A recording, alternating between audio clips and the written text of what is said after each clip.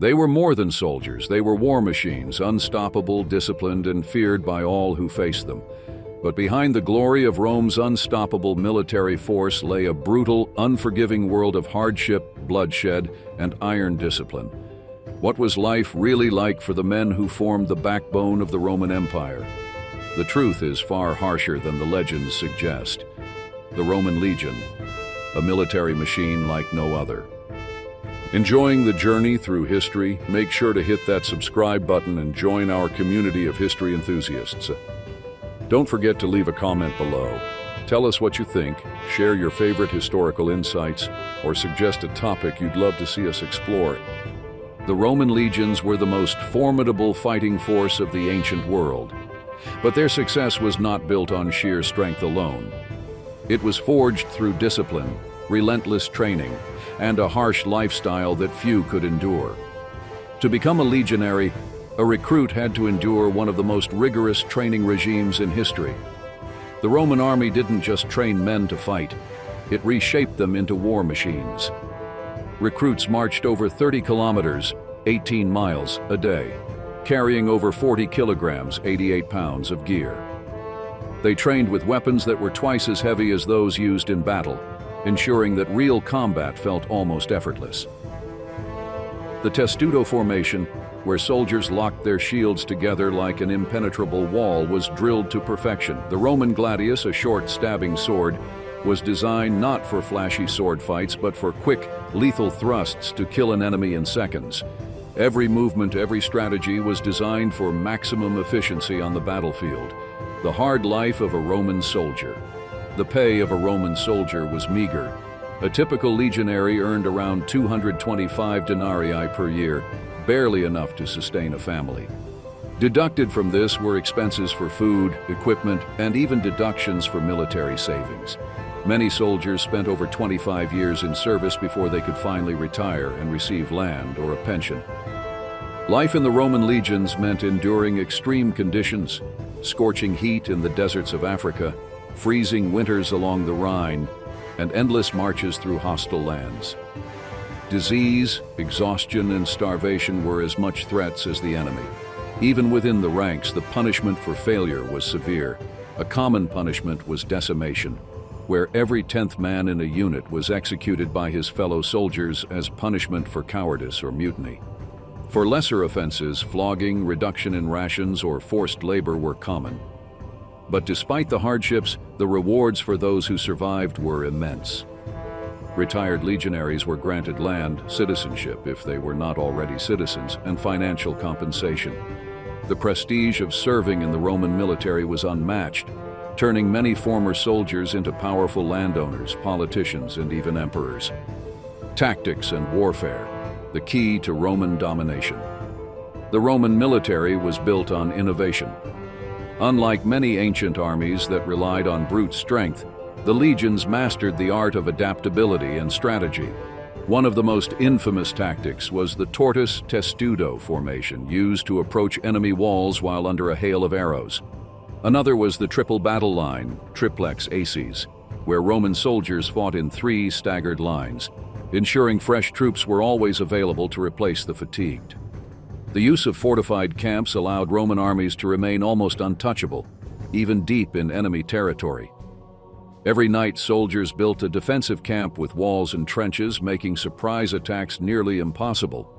Rome's ability to integrate conquered peoples into its military was another game-changing strategy. Foreign auxiliaries, often specialists in cavalry or archery, were absorbed into the legions, bringing diversity and new tactics to the Roman war machine. Brutal battles, the reality of Roman warfare, the bloodbath at Cannae, Rome's darkest hour. The Battle of Cannae, fought on August 2, 216 BC, remains one of the most devastating military defeats in history. It was a clash between the Roman Republic and the Carthaginian forces led by Hannibal Barca, a general whose military genius reshaped the art of war. Despite vastly outnumbering the Carthaginians, the Roman army suffered catastrophic losses in a single day, with an estimated 50,000 to 70,000 Roman soldiers slaughtered. But what led to this disastrous defeat, and how did a smaller Carthaginian force manage to obliterate one of the largest Roman armies ever assembled? Rome's overconfidence, a fatal mistake. At the time, Rome was engaged in the Second Punic War, 218 to 201 BC, fighting to stop Hannibal's relentless invasion of Italy. After suffering defeats at Trebia, 218 BC, and Lake Trasimene, 217 BC, the Romans, enraged and desperate for revenge, decided to confront Hannibal with overwhelming force. Rome assembled an army of nearly 86,000 soldiers, the largest force they had ever sent to battle. Commanded by consuls Lucius Aemilius Paulus and Gaius Terentius Varro, this force was meant to crush Hannibal once and for all. However, the leadership was divided. Paulus was cautious, while Varro was aggressive and impatient. When Varro took command on the day of battle, he ignored the warnings of experienced officers and committed to a direct attack, playing straight into Hannibal's hands. Hannibal's cunning trap. Hannibal, despite having fewer men, around 50,000 troops, devised a brilliant encirclement strategy that would go down in history as one of the greatest tactical maneuvers ever executed. Formation. Hannibal arranged his army in a crescent shape, placing his weakest troops, the Iberians and Gauls, in the center, while keeping his stronger Carthaginian and Numidian cavalry on the flanks. The bait. When the Romans advanced, the center of Hannibal's line slowly retreated, luring the Roman legions deeper into a trap. The ambush. Once the Romans had pushed forward into the concave formation, Hannibal's elite African troops struck from the sides, while his cavalry, after defeating the Roman cavalry, swept around to attack from the rear. The Romans, packed tightly in a dense formation, found themselves completely surrounded. They had no room to maneuver, no way to retreat. The battle turned into a massacre. The horror of combat, a soldier's perspective. For the Roman soldiers trapped in the center, Cannae was pure horror. The dust from thousands of trampling feet turned the battlefield into a choking haze, making it difficult to see or breathe. The smell of blood, sweat, and death filled the air as Carthaginian warriors butchered the trapped Romans with relentless efficiency. The sheer number of bodies clogged the battlefield, making it impossible for Roman soldiers to maneuver. Men tripped over the dead and dying, only to be cut down moments later. The heat of the Italian summer exacerbated the suffering as the wounded collapsed from dehydration and blood loss. Some Romans, realizing there was no escape, resorted to desperate acts, including suicide, rather than face slaughter. The Roman historian Livy later wrote that the Tiber River ran red with Roman blood as streams of bodies floated down from the battlefield. The aftermath. Rome in crisis. When the killing finally stopped, over 50,000 Romans lay dead, including 80 senators, 29 military tribunes, and both consuls. Carthage had annihilated an army that represented nearly a fifth of Rome's total military strength. It was one of the bloodiest single days in military history. Rome's allies began to waver, with cities in southern Italy defecting to Hannibal. The Roman Republic was shaken to its core, as many feared their city would soon be under siege. However, Hannibal made one critical mistake. He did not march on Rome immediately. Despite the urging of his general Hannibal, Hannibal allowed Rome time to recover, a decision that would ultimately cost him victory in the war. In response to the disaster, Rome refused to surrender. They changed their military tactics, adopting Fabian strategies, avoiding direct engagements, and gradually wore Hannibal down over the next decade. By 202 BC at the Battle of Zama, Hannibal was finally defeated by the Roman general Scipio Africanus. Despite the horrors of Cannae, the Roman Republic endured. The defeat shaped Rome's military doctrine for centuries, influencing later campaigns and reinforcing the resilience that would eventually make Rome the undisputed ruler of the Mediterranean. Another brutal campaign was against the barbarian tribes of Germania. In 9 AD, 3 entire Roman legions were ambushed and wiped out in the Teutoburg forest, one of Rome's worst military disasters.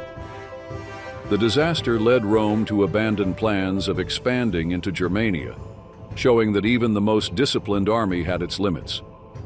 The Roman legions also participated in sieges, where they built massive siege towers, battering rams, and even early forms of flamethrowers to break through enemy fortifications.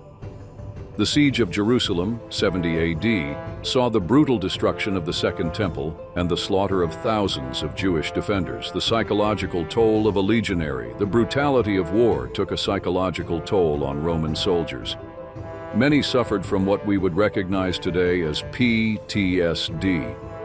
Roman poets and historians describe veteran soldiers unable to sleep, haunted by the cries of fallen comrades. Despite their discipline, some soldiers broke under pressure. Deserters were executed, but some found ways to escape, fleeing to remote villages or even joining enemy tribes. Yet for many, the legions were their only home.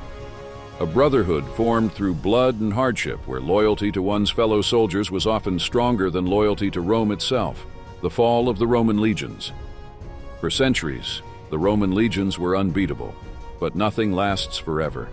By the 4th and 5th centuries AD, corruption, political instability, and economic collapse weakened the once mighty legions. The reliance on foreign mercenaries, foederati, led to a decline in discipline and effectiveness. When Rome was sacked in 410 AD by the Visigoths, many of the soldiers defending the city were no longer Roman-born. The final blow came in 476 AD, when the last Western Roman emperor, Romulus Augustulus, was deposed. The once mighty legions had crumbled, marking the end of an empire that had ruled for over 1,000 years. Legacy of the Roman legions. Though the Roman legions fell, their influence remains. Modern military training, organization, and tactics are still inspired by Roman discipline. The ranks, formations, and strategies of today's armies owe much to the principles developed by the Roman war machine. Even in popular culture, from movies to video games, the legacy of the Roman soldier endures.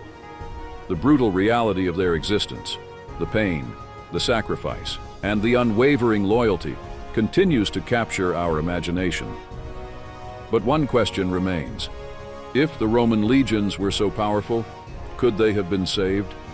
Could an empire so vast and mighty have endured beyond its collapse? Perhaps the answer lies not in the battlefield, but in the politics that tore it apart. And if you know someone who would love diving into the past, share this video with them. Let's uncover history together.